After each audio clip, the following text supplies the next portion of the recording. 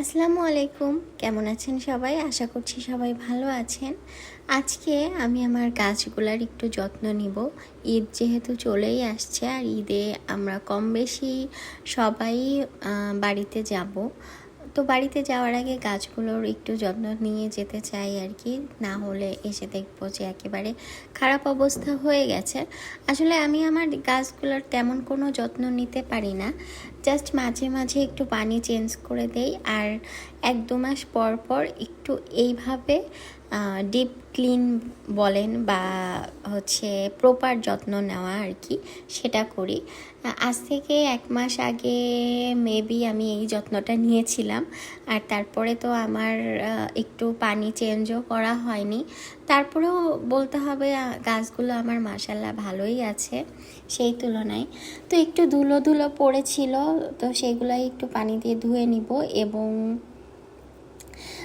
কিছু কিছু পাতা হলুদ হয়ে গেছে, তো সেগুলো আমি ফেলে দিচ্ছি, এবং এর শেকড়গুলোও একটু সুন্দর করে পরিষ্কার করে নিচ্ছি যাতে করে ভালো থাকে। এই তো হেথায় কুঞ্জ ছায়ায় স্বপ্ন মধুর মোহে, এই জীবনে যে কটি দিন পাবো, তোমায় আমায় হেসে খেলে কাটিয়ে যাব দোহে।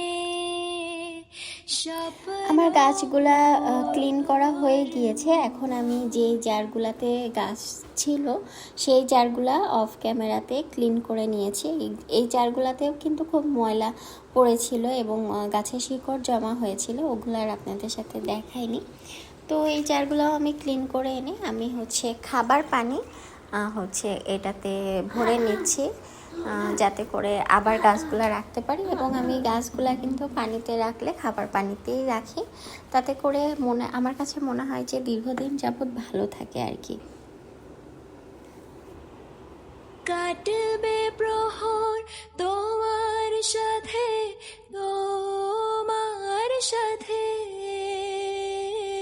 কাটবে প্রহর তোমার সাথে। এবার আমি বাইরে থেকে একটু পানি স্প্রে করে দিব। এমনিতেও আমি পাতাগুলো একটু ক্লিন করে নিয়েছিলাম, এবং বাকিটা পানি স্প্রে করে দিব, তাতে করে গাছগুলো আমার একটু সতেজ থাকবে।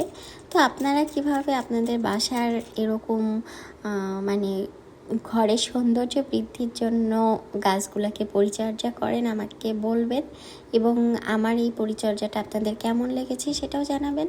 ভালো থাকবেন সবাই, আল্লাহ হাফেজ। যাব